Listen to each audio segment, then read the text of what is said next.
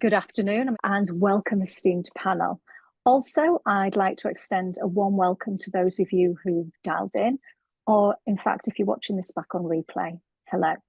I'm Kim Routledge. I'm Group Head of Compliance at BCB Group, and I'm really excited to be moderating today's discussion. So what have we got in store for you today? Simply a post-lunch feast of good discussion. We're going to be delving into one of the most dynamic and rapidly evolving intersections of technology and regulation with a panel discussion on unlocking the future, AI in crypto regulation and compliance.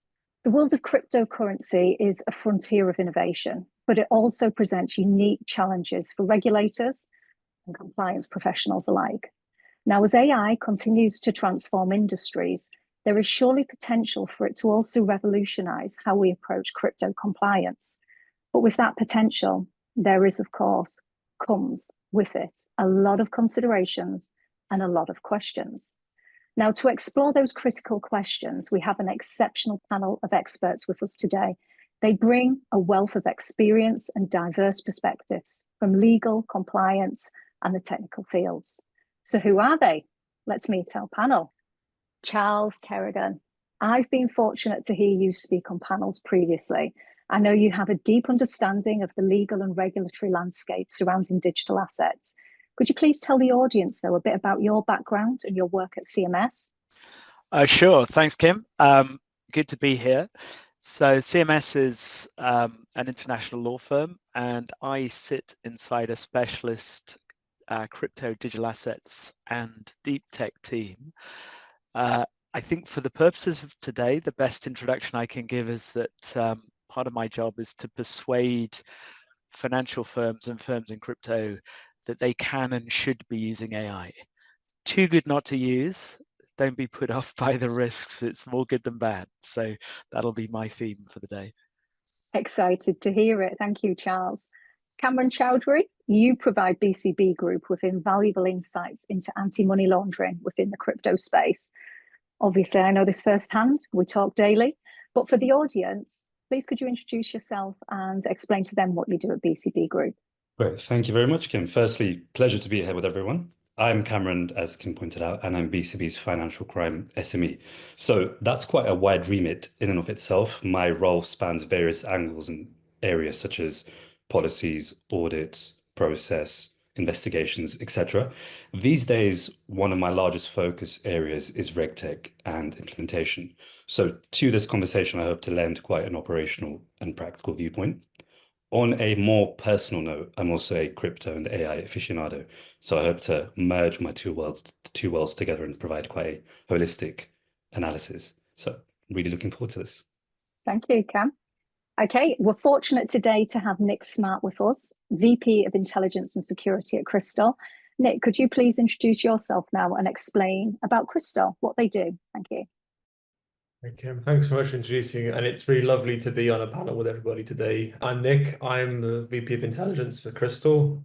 Crystal is a leading blockchain analytics platform. We provide a solution that does transaction monitoring and is used by law enforcement and financial institutions looking to investigate and understand cryptocurrency activity. My sort of experience in artificial intelligence, it's not just because I have a name Smart and I work in intelligence, which is always helpful, I guess. But my sort of background is I spent a long time working in the public sector in intelligence, trying to understand some very complicated threats and risks. And then since I left my job in the public sector, I've worked in cyber threat intelligence and onto Crystal now.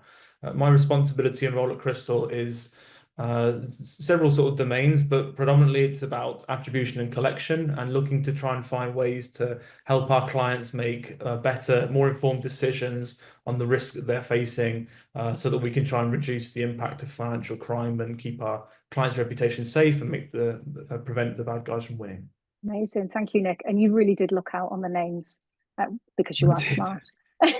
Okay, I can't wait to hear a bit more from you later. I know Crystal is someone that I've looked at quite a few times, or sorry, should I say, an entity I've looked at a few times. So finally, to complete our esteemed panel, we're joined by Bitstamp's Head of UK Compliance and Regulatory Policy, Charlotte Baker. Now, as an expert and someone who is dealing with day-to-day regulatory impacts, I can't wait to hear your views. I'm sure we've got a lot of things in common that we could share later. Charlotte, though, could you please tell the audience a little bit about your experience and your work at Bitstamp? Of course, thanks, Kim, for the introduction. I'm really excited to get stuck into the panel in a second. So as Kim said, I'm Charlotte Baker. I'm Head of UK Compliance and Regional Policy at Bitstamp. So I deal with everything UK compliance, all things regulatory, but also as well regional policy, which covers the EU and the UK. Previously, I worked at Celsius Networks. I've been on the other side of a successful exchange as well. And before that, I was in the TransFi space, working at PayPal, HSBC, and the likes of that. So definitely for this panel, as Kim said, I'm here from the regulatory standpoint, trying to navigate the regulatory framework as it is introduced, but also ways in which AI can help us innovate and build out our governance frameworks. Thanks. Thank you. Brilliant panel. I think you'll all agree. Thank you for those introductions. Now let's quickly get things kicked off because conscious of time. I'd like to start with a better understanding of just how practical AI adoption is in real world scenarios. Nick, I think I'll ask you this one. Perhaps you could share how Crystal is leveraging AI to advance reg tech in the crypto industry. Thanks, Kim. I think there are a number of ways that artificial intelligence can be applied to the problem, and we've sort of sought to embrace it. So I remember some words that a friend of mine once said about computers, which is they're very good at doing very boring tasks very efficiently over and over and over again.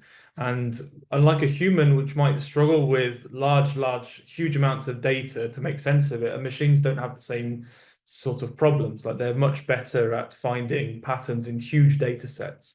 And when it comes to a blockchain, when you're looking at millions of transactions, and if you're looking at multiple blockchains, it's every second potentially, you have lots and lots of data which you need to filter and make sense of. So at Crystal, where we're starting to apply artificial intelligence more regularly is more for pattern detection. So things like clustering addresses, trying to understand if things belong together. So this address, who else does it belong to? Maybe it's the same user, maybe it's the same service, and trying to use that in a way to better provide information to our clients. So that's kind of like the more primitive way, which is, okay, what is this, and make sense of it. The second part is using it to detect anomalies and things that might be of a risk to our clients. And this is where we get into the more, I would say, more contentious areas of the application of artificial intelligence. Whereas we're all fairly happy that, using a machine to understand what something is, if it's good, isn't necessarily a bad thing. It's also difficult for us to sort of apply logic to stuff and say, okay, it might be bad. So we particularly look for things like wash trading or market manipulation, unusual trading activity that might be indicative of some sort of malfeasance that's going on. And, the ultimate goal of this is to highlight things that are unusual so that a human can take some action and look into it in more depth and detail. And for Crystal, that goal is to create a data view where, okay, we're not necessarily solving the problem for you, but we're identifying things in that huge data set to make you a little bit more efficient and to dig out the sort of the noise that's more important. And I think for the crypto industry as well, regulation has matured, or is maturing, I should say, and we've kind of gone through different phases, right? Like, I remember 5 years ago, everything was talking about, terrorism financing and illicit services and things like that. And like, regulation appeared about AML, and we sort of addressed the problem with the tools. And now we're starting to look more at market manipulation and market surveillance. And again, this is where we have to step up and find, ways that we can apply our tools to solve these problems. It's really exciting. It's, definitely a great use of this technology because it's perfect for it. You've got a huge amount of data. You've got some patterns to be found. A machine is really good at detecting this stuff. So yeah, very exciting times for us to go forward with it. Agreed. And to try and comprehend the amount of data that you must be looking at, or what the intelligence is looking at. I mean, the amount of FTE that we would need to fill that gap is just unbelievable. So you either have to increase the cost and your workforce, or you need to embrace the technology. Charlotte, we heard from Nick about some of the ways that AI is being used. In practice, though, how easy is it to integrate AI into a firm's control framework? That's a great question. I think first off, before you're looking to make any changes, obviously you need to really pinpoint which areas you are looking to change. So what I would say for any firm and in any industry really that's financial is you need to have really in-depth and rigorous risk assessments when it comes to all areas of your business.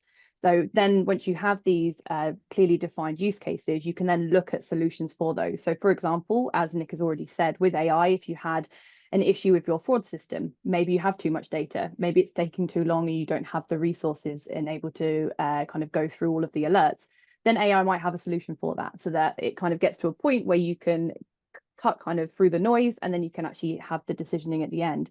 I think the other side as well is obviously from a regulatory standpoint, even before you make changes to your control framework, AI can be there to actually do the horizon scanning for you so that it prompts you to make those changes.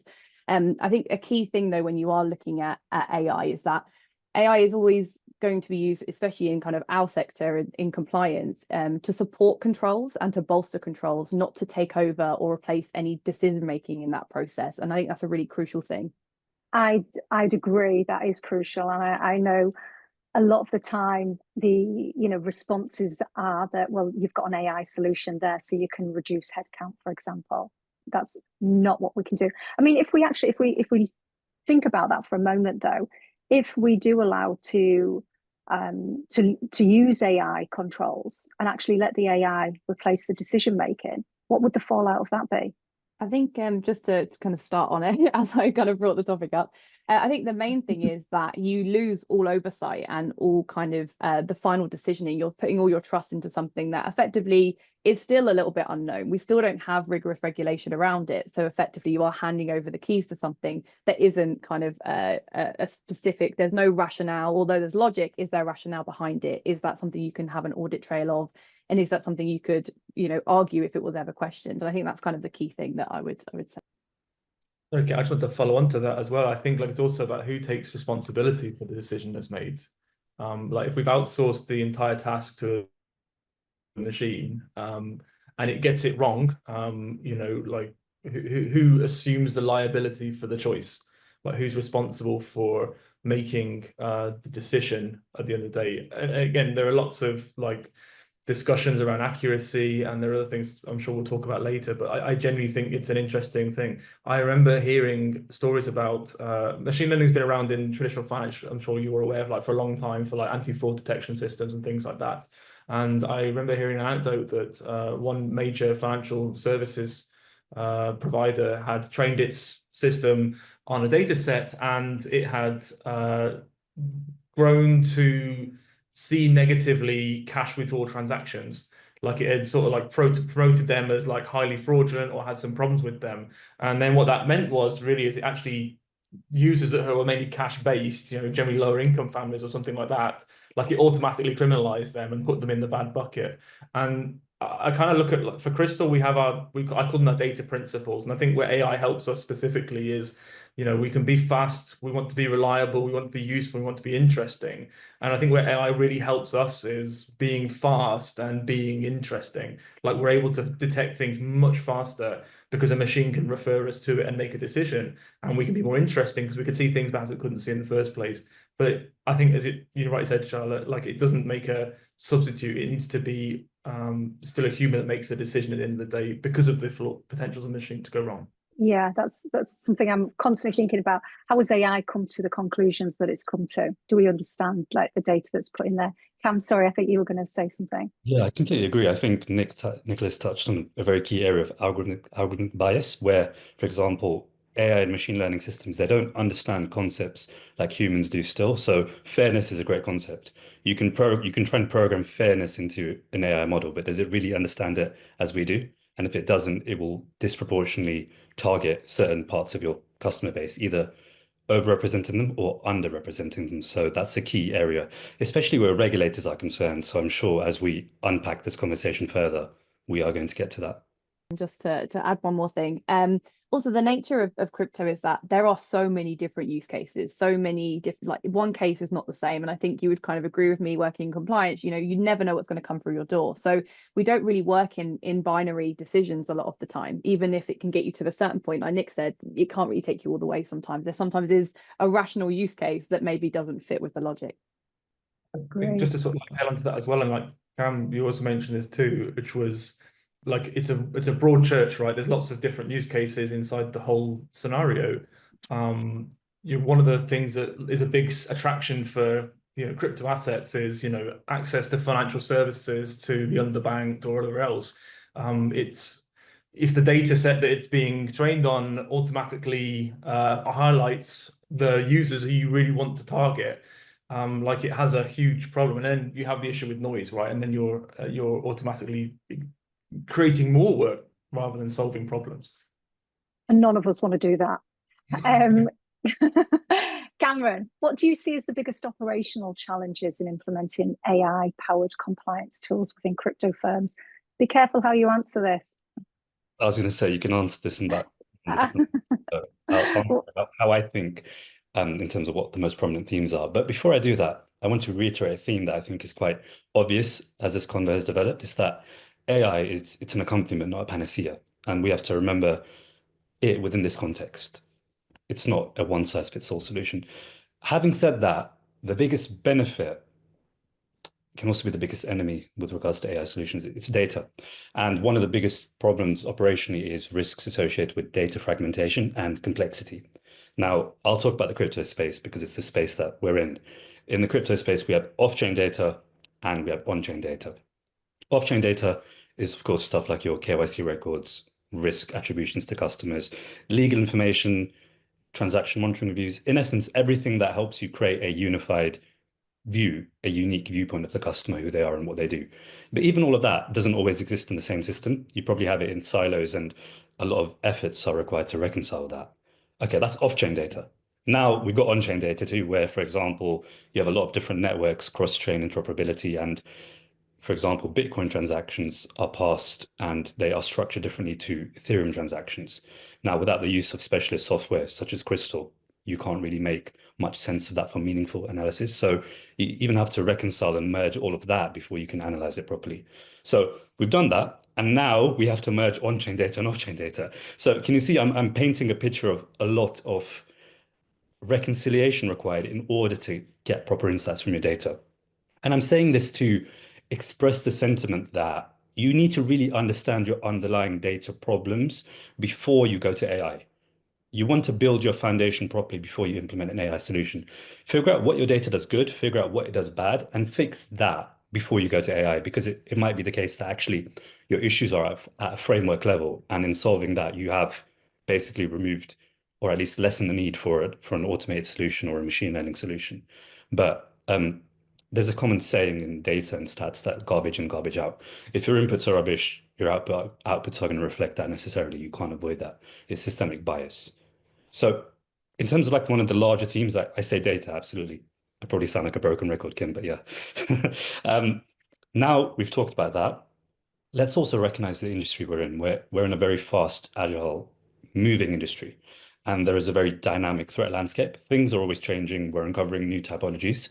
If we're not uncovering new typologies, we're uncovering different iterations of previous typologies, but the constant there is change. And when we talk about models and AI models in particular, in the context of compliance, high level, how we deploy them is that we let them learn our data. They get good at learning our data, hopefully, and they give us safe output and responses to help us, as Nick mentioned, do our jobs more efficiently. But what if as I mentioned, you're in a landscape that's always changing? Your model might not be able to learn from what's going on if you don't train it often. And that's a concept called model drift, where your model over time, due to inputs, deviates from reality.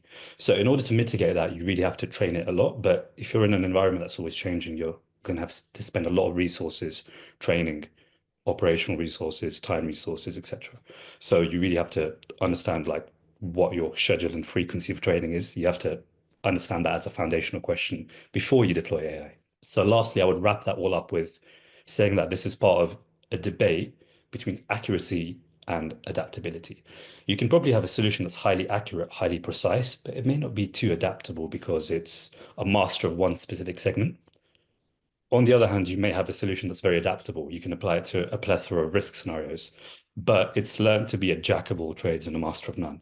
So once again, figure out what your requirements are and then see how AI can solve those. Don't think of it the other way around and say, okay, we've got AI, let's solve our problems. So That's what I would surmise as the operational challenges. I could see a lot of nodding there. Has anyone got anything different or anything they would add to that? I think the philosophy, sorry, Charlotte, I think the philosophy is exactly right. And I think it's something that we've kind of struggled as a society. And maybe we learned a bit now, like when the LLMs started becoming more mainstream, like ChatGPT and Claude and other things, everyone suddenly started talking about, I could write in natural words and ask a machine to do something for me. That doesn't mean that we're asking good questions. And I think what AI challenges to do, and I think I've said this in other cases before, is like we are in a situation in life now where we are able to collect information at a scale and accuracy that is unprecedented in history. Like we can gather data on all things in masses of accuracy, like much easier. Are we capable of asking it the right questions? And I think that's what AI's biggest challenge is like, yeah, you can deploy one, but you can ask it to do stupid stuff, it's going to give you stupid results. Yeah, I think I was going to add kind of quite a similar point in that I completely agree with you on all of the points you made. I think as well, coming from Bitstamp, we're still the longest running exchange for crypto in the world. A lot of others may have started around the same time, but they're no longer here. And with that obviously comes with its own set of challenges. You know, we've now traversed the whole scape, grown with the industry, but it means that we do have a lot of different issues now. You know, we've started at the beginning, we've gone through different regulations, we've had to change, edit. So at the point where you're now thinking about AI, there might need to be a bit of a clean to make sure that you can put in something that isn't garbage, so that you get something that isn't garbage on the other side. And I think that the way that firms as well also operate on a global basis, you then also have to make sure that you're making sure you're putting in the right thing in the right place to get the right answer. So yeah, I think I completely agree with everything you guys are saying. Amazing. I'm going to bring Charles in. Charles, I'm really keen to hear from a legal perspective. What are the challenges in ensuring AI-driven compliance tools aligned with regulation apply into the crypto industry? I think the short answer is that we don't let the regulation be a barrier to people adopting AI and using all the fantastic tools that the other panelists have been talking about.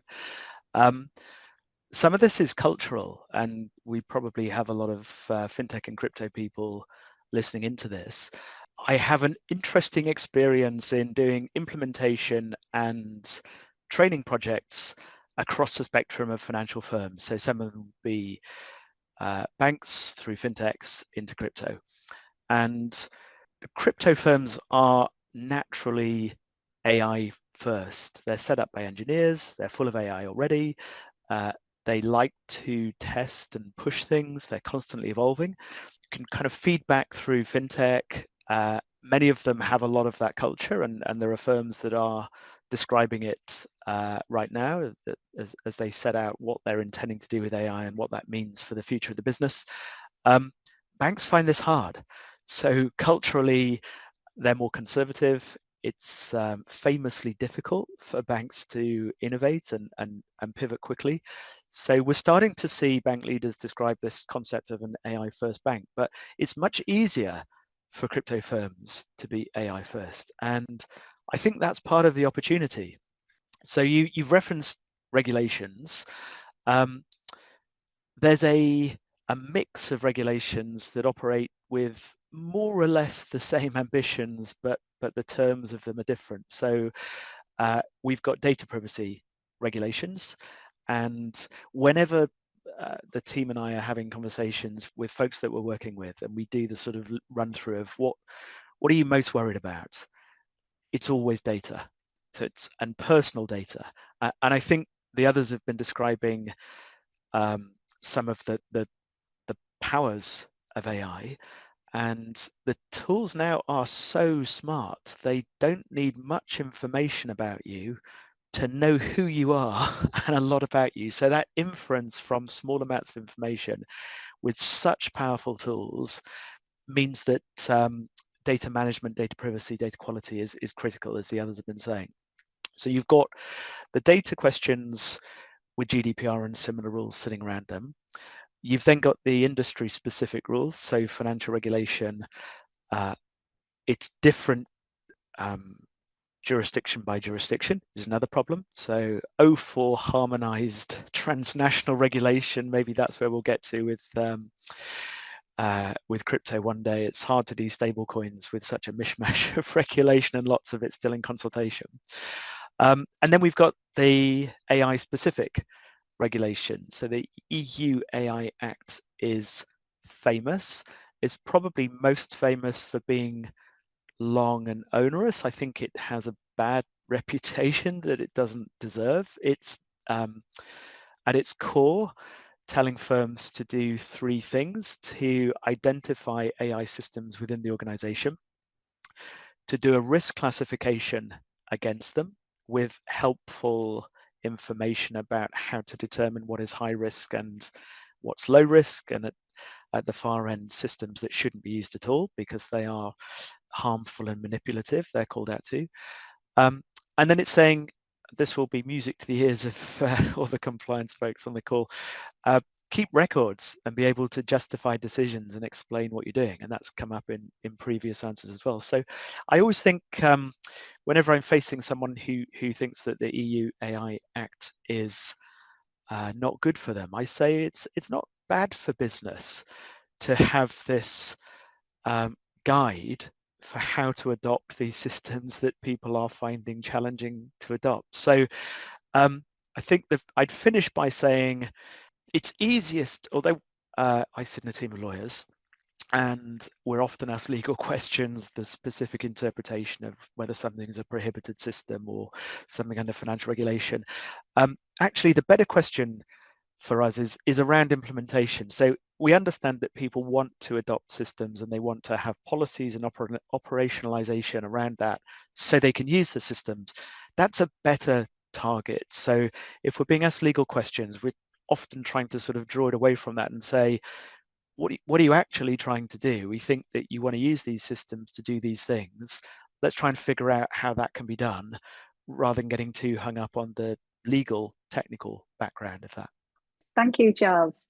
So moving it slightly on, we have AI solutions and we understand the challenges of implementing them. But how do the regulators perceive the AI solutions in the crypto space? Charles, you've mentioned a little bit about that, but specifically, I'm thinking about, so Cameron, if I look at you, Charlotte, for yourselves, like the jurisdictions that we're working at, how are the regulators coming down on AI?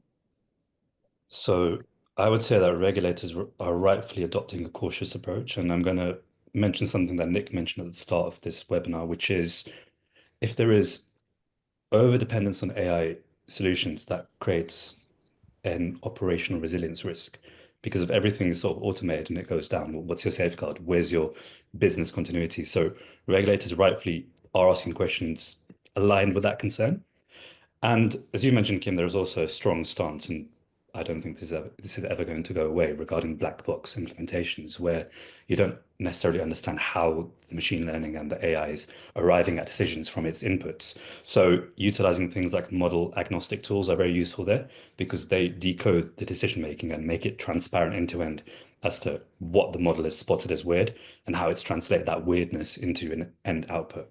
So for example, how it weights the weird activity versus a normal activity, and it says, okay, it's weirder than it is normal. Let me escalate it. Then it goes to a human for review.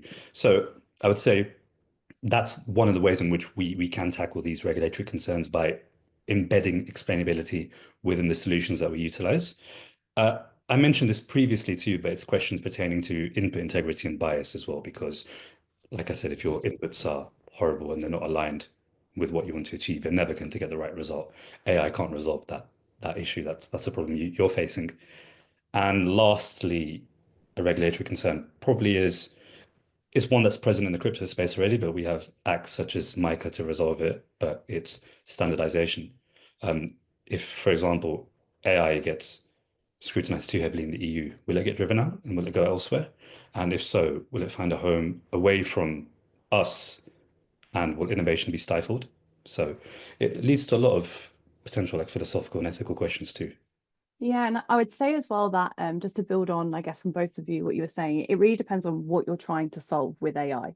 You know, the FCA themselves have been quite open about the fact that for financial promotions, for example, they are using AI to flag potentially problematic posts. They're using it for different solutions like that to then kind of fill that void. But leading from example from that means that effectively you could do the same thing. You could do that for horizon scanning, you can do that. And there isn't any regulation saying you can't do that. I think it's more the problems come when you're trying to solve something which could be a problem. Like Charles said, you know, if you're trying to replace risk rating with just AI, if you're trying to do things that are clearly going to raise concerns, then obviously, but right now where there isn't anything, like for the UK, there isn't anything solid saying you can't, then there is some leeway. I was just going to say as well, there was recently a guy called Raymond Sun has actually made an interactive world map with all the different regulation for AI in the world.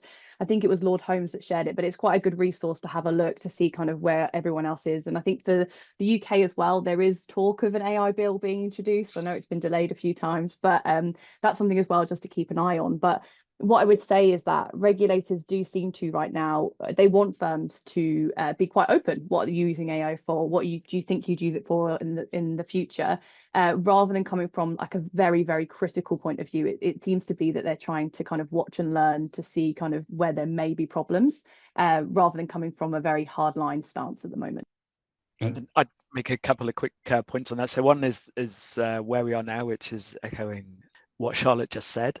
And the regulators lean towards explainability because that's how they currently see the world. So if you've got trade-offs between optimization and explainability, then they're going to want you to be able to explain decisions. So if your AI system has declined someone's loan application, the regulator asking a question, why has that happened? The answer shouldn't be because it knows they won't pay it back. It should be a more granular response by reference to the usual characteristics that you would be expecting to go back to a regulator with. So if you have to tune the system so that it can give an explanation of the answer, that's something that regulators look for. Where we're going, the regulators, as again, Charlotte says, they're using the tools themselves. So I think it won't be too far away before a lot of ongoing supervision is systems talking to systems. So we've got RegTech, which we generally call systems that are in use by firms, the supervised firms, and then SupTech, supervisory tech, used by regulators. And we know that systems can talk to each other and they can do it in natural language, or they can do it more efficiently not using natural language. So that evolution, I think, is going to be one of the most interesting things that we see. That the EU AI Act is very clear that European values require human in the loop. So human in the loop just runs like the words through a stick of rock, but it won't be forever. So you know, prepare for how this change comes as well. XAI is like the standard now. We want to have an explainable AI model, and I think the difference is when this field is, again, it's like the environment we're in is not benign. Like we're not talking. The loan example is a very good one. Is that if someone's denied approval for a loan, that could have some severe financial consequences. We choose to close someone's account or file a suspicious transaction report, and then there can be huge impacts on them as an individual, and even to businesses. Like there are examples where projects might have been flagged as frauds or whatever else, and if a machine decides that, who bears the responsibility? Another thing that I find very interesting about this is that there aren't, maybe this is a call for this, but benchmarking standards for compliance and RegTech tools, where and I know there was some push in the US to sort of say, like, how effective is your compliance program, which things. I know they have to try and be vendor agnostic, but maybe there will be a development of benchmarks for the quality of tools that you do use in your program to ensure that there is fairness and other things like that. I actually want to add to what Nick just said, because that was exactly a point I wanted to make. It's that there is no actual harmonized benchmarking standards, but that doesn't mean you shouldn't seek to benchmark your solutions before deploying them. Now, that goes for any implementation, but in this new normal with AI, it's even more important. So you want to understand the complete scope of your solution, its purpose and limitations, whether you've engaged in a proof of concept, etc. What have you done to validate the solution that it's not going to be dangerous before you let it get to a position where it could be dangerous? That's very important. And just thinking out loud, but you could also do things which would aid regulators or your auditors and counterparties, which are trying to stress test your systems from a regulatory perspective. So try and ingest synthetic data and look at what the system would do if there's a massive sanction tomorrow. So let's say tomorrow a bank gets sanctioned. What impact does that have on your data? How will the AI model reflect that? Try and model worst case scenarios and figure out how your system responds to that. That's very useful for understanding how much longevity you'll get out of that solution, and if not, what to do. Excellent, thank you. Some really good ideas and information there. I'm going to take it over to ESG now. So it's something close to my heart, the environment. And we hear and we recognise the ESG considerations and concerns within the crypto sector. It kind of makes me go against who I am as a person. But will AI improve or hinder this? And how could the crypto industry leverage AI to support ESG goals? Or is it going to make things worse for the environment? Charlotte, I think I'm going to start with you on that. Yeah, I mean, it is quite a hot topic at the moment to do with sustainability. Obviously, in MiCA, there's quite a strong requirement within MiCA to publish lots of sustainability information, how much each minted coin would actually generate in energy, and it goes down to quite a granular level. But at the same time, AI and the use of AI is quite, it shows a bit of a duality between regulators. You know, they really want you to be mindful of ESG risks and be mindful of considering these once you're listing a token. But then on the other side, using AI obviously generates arguably more of an impact to the environment than Bitcoin mining. I think the International Energy Agency posted data from last year, and they said that crypto mining was roughly 0.4% of the world's energy use, specifically electricity. But the use of AI data centers was about 2 to 3%. So you can already see the disparity there. I mean, obviously, we're not just talking about crypto. There's so many different use cases for AI. You know, people just ask it silly questions to write a book, lots of different things. But also not just energy, the amount of water that AI uses to cool down those data machines is actually quite considerable. I think, again, the same agency said that by 2027, the amount of water use would actually be quite similar to 2/3 of the annual use of the whole of England for water. So it is quite substantial. So I think definitely these are questions that are really important to answer. I don't think we're going to solve this in our panel today, but it's really important, I think, to understand kind of what is the benefit versus what is the risk. And you know, as I'm sure, Charles, obviously you're an advocate for AI. Some of this, it could be that AI could solve very big problems. It could help real people solve real problems. And I think it's really kind of the innovation of AI could also help resolve these problems. You know, maybe we don't need water. Maybe they could, you know, innovate it so it doesn't get super hot all the time. So I think it's definitely a really important topic, one we have to continue to raise in these forums and in these conversations to continue to try and innovate and improve these things. Yeah, I can't disagree with Charlotte's point. So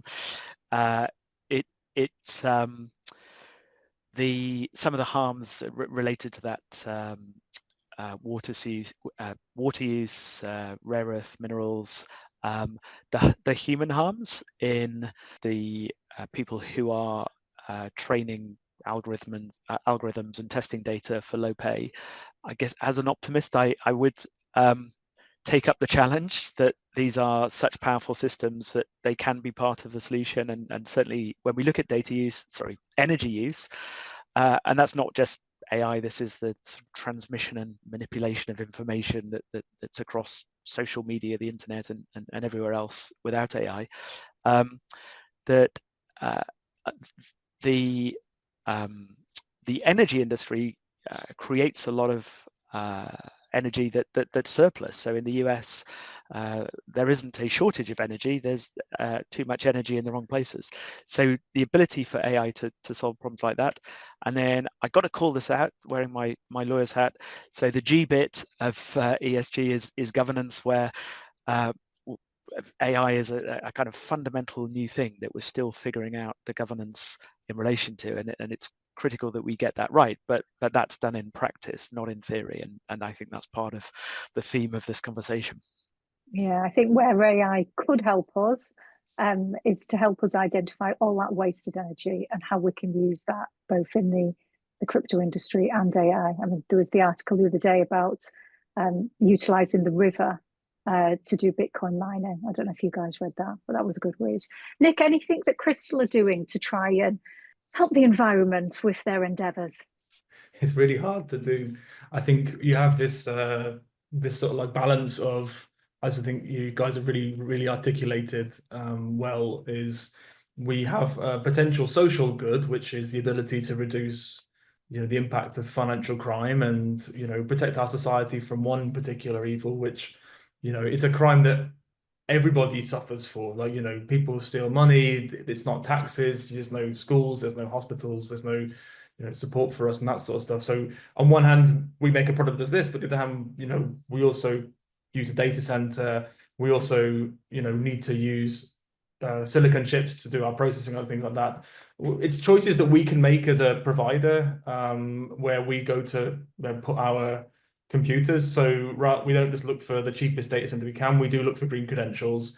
You know, as a remote first company, we are able to offset, you know, things like commuting and traffic like that. And I think, you know, these are the things, the small steps that we can make as a business towards doing better in terms of our environmental responsibility. And I think, you know, that's one of the things that's interesting, I think, about the technology is, as you you know, embrace more technical measures and more remote work and things like that, maybe you're moving the problem from one place to another. So maybe we have less cars driving around because people aren't commuting anymore. People are working from home but consuming like less energy because they're at home. Like, this maybe is where we could sort of see some benefits.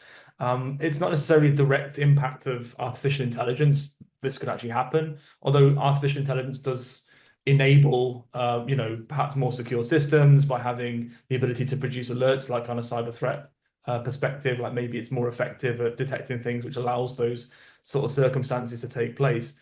But from a Crystal perspective, we always try to make the right decisions. Nothing's a perfect solution either, but we certainly look for more sustainable things. And again, I think that comes down to clients of ours looking at our credentials too and saying, okay, do you have a green policy? Where are your data centers? Are you just going for the cheapest bidder? And I think a really interesting point here is, you know, unfortunately, there's an element of, you know, who decides what's valid use of the server space. You know, whereas I might not think that, you know, sharing cat pictures is the most, you know, effective use of, you know, electrons. Or some of the emails that I've sent in my life, I used to like say, it's what a waste of electrons that was.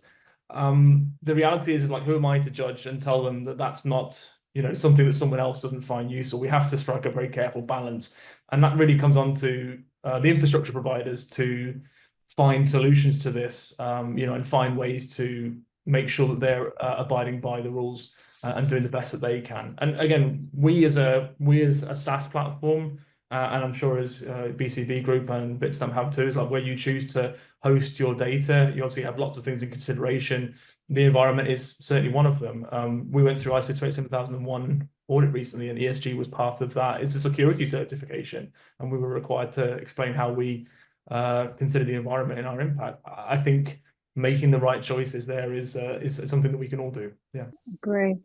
There's been a few ethical considerations that have come up, but one that I would like to touch on is AI going to replace compliance professionals within the crypto industry? Because I know it's something my team and Cam's team think about on a daily basis. I'd love to start then, because I know it's something we talk about all the time.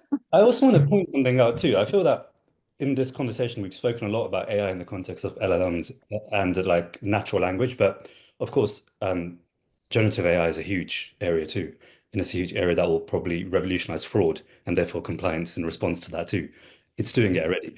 But I would say that in the context of compliance, we have to be careful to understand the conflation between strategic vision and AI. And often they get merged together, unfortunately. Like I mentioned, you think, oh, you've got an AI solution, it's going to resolve all your problems. It's not.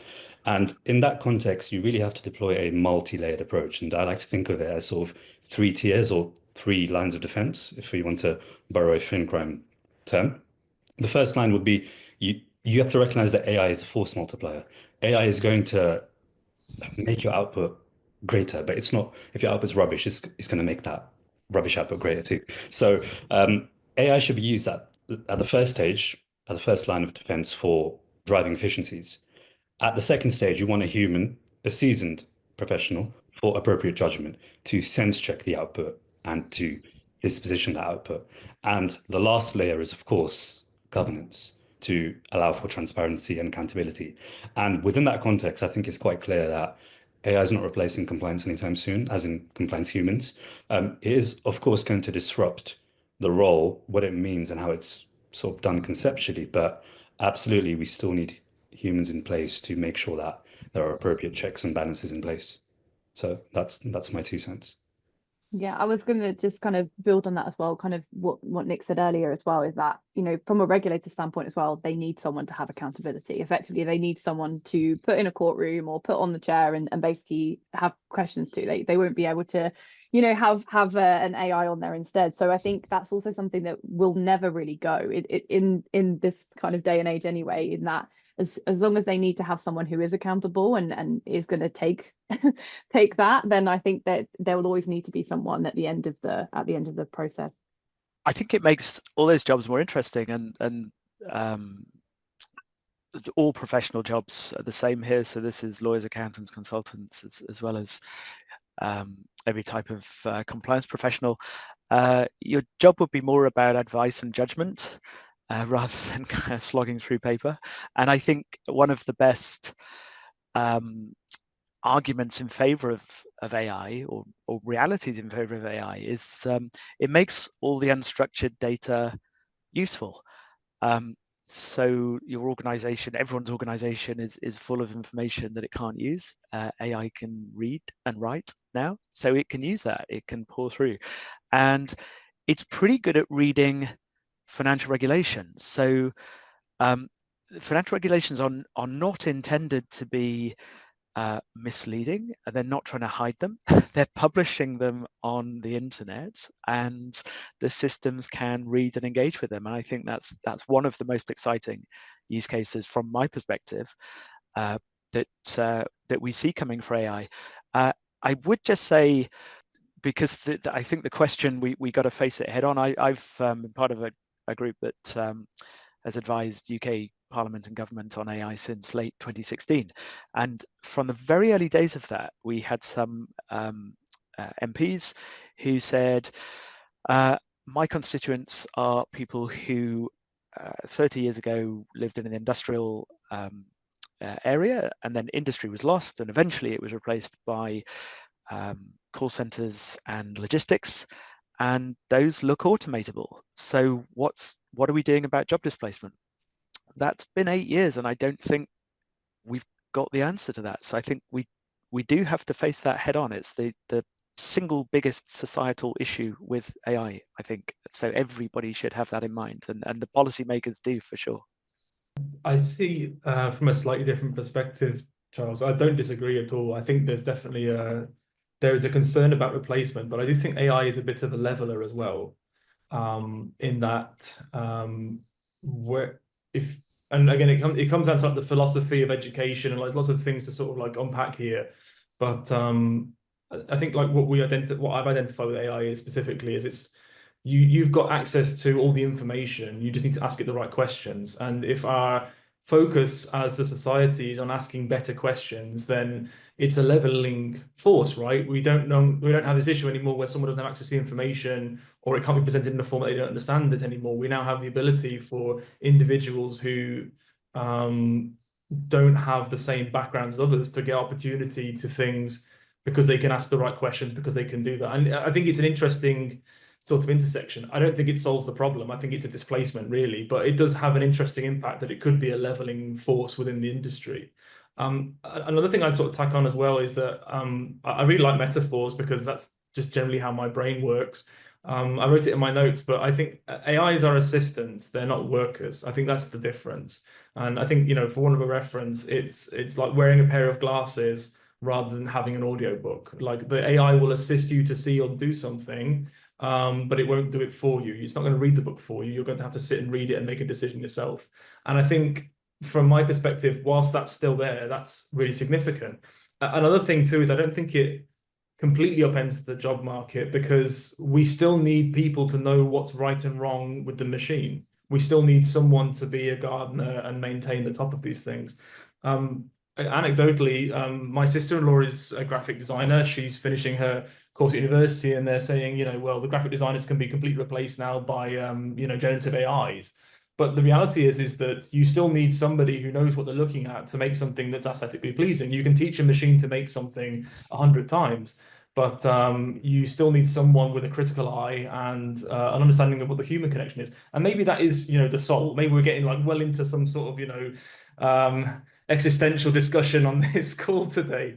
But there is a certain, element to it's not. For my money, there is elements to this. It's a leveler in some regards. It means it prioritizes rational and critical thinking and the ability to ask better questions over, access to knowledge, which I think is what the internet started off, really. When we went from you had lots of books, you can go to the library, to being able to go on Google, to be able to digest content on YouTube, to now have an AI to write it for you. That's a complete change in landscape, and in the society, it has upended lots of things. The next evolution of this is it's the information is now even more accessible. It's really how good you are at asking the right questions, which Kim has done brilliant at. Thank you, Kim. I'm just conscious of time. Otherwise, I would let you keep going because I've got a few more questions on this. But what I am going to say, panel, is thank you very much. We've certainly covered a lot of ground today, and I think it's fair to say there's a lot more ground that we wanted to cover, but time isn't on our side. I'm sure many of our listeners are now thinking about the practical implications, especially with a multitude of tech providers offering AI driven solutions for compliance. If you're anything like me, my inbox is absolutely battered by different providers every single day. So to wrap up, I just want to ask you a quick question because we've got 5 minutes left, guys. And that final question I'd like to ask you is, do you believe then that AI is key to scaling a business quickly whilst maintaining compliance? And I'm going to start with Charles. Oh, I love this. So I work with all the deep tech people, and we are all looking out for the first unicorn that only has 2 members of staff and then 0 members of staff for agentic AI. So I guess I was bound to say that given so many other things. My final word, though, is to get on the record pushing back on Nick's shocking suggestion that the internet isn't for cat videos. I'd actually say it's not for cat videos, Charles. It's for chicken and dog videos. That's what I spend my time looking at. Nick, go on. I'll let you go next. How are you going to answer that? Oh, dog videos. I think that's where I'm sold on this. There you go. You're outvoted, Charles. 2-1, we're done. And that's the internet for you. There's everywhere. No, I think on the scaling side, yes, it is. I think genuinely AI can make things happen a lot faster. And I think, again, it lifts a lot of the heavy lifting can be done by AI. Again, it can get you up and running fast. And if you're suddenly popular and you're inundated with clients, it's a really good way to try and, put the fires out for the compliance team or the security team or whatever else you're doing. Like, it's a really effective way of doing that. It's not a perfect solution. I think we've all agreed that that's certainly not the case, but it's definitely, as Cam rightly said, it's a force multiplier. Like, one person can do 5 times as much work, but you still need the one person there. Cameron? To add to that, because I think when we talk about AI scaling a business, we also need to figure out in what context are we talking about that scaling. AI excels at pattern recognition. So obviously, for example, transaction monitoring at scale is a great use case for AI. You can employ machine learning models to identifying false positives, thereby reducing alert fatigue and potentially reducing the number of resources you need. So you can redeploy those elsewhere. Where AI doesn't always work is in areas where you can't necessarily systematize something, and you still need, as Nick mentioned, you need that human critical eye. So there are unintended consequences that you always need a sanity check in place to mitigate. And I'm going to say something I said again. It's you need to figure out why you're using AI before you deploy it in order to understand whether or not it's going to scale. If your issue is fundamentally something so basic, AI may not be the solution.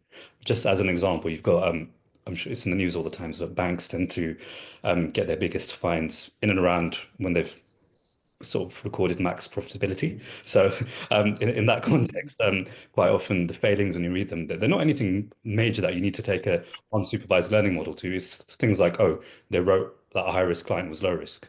That's not something that AI is going to resolve. It's framework level, basic stuff. So once again, figure out where your issues are before AI is put to the table. That's what I would say. Yeah, I kind of agree with everyone, to be honest, on everything that's been said. I would say that definitely it takes one person to do something, like you said, Charles. It takes the unicorn to happen, and then everyone will either learn from their mistakes or learn from their success. It really depends on how it works. But I would say as well that, you know, as you've kind of touched on, Cam, it's to do with, if you scale too fast, you do make mistakes. You do scale in the wrong way. You scale too fast. You just overstretch. There's lots of different ways that could be a problem, but it only takes one firm to scale in a reasonable way, in a way that's clever, in a way that they've had you know, contact with the regulator on how they're doing things, had that consultation and done things in a sensible way, for it then to be the new norm.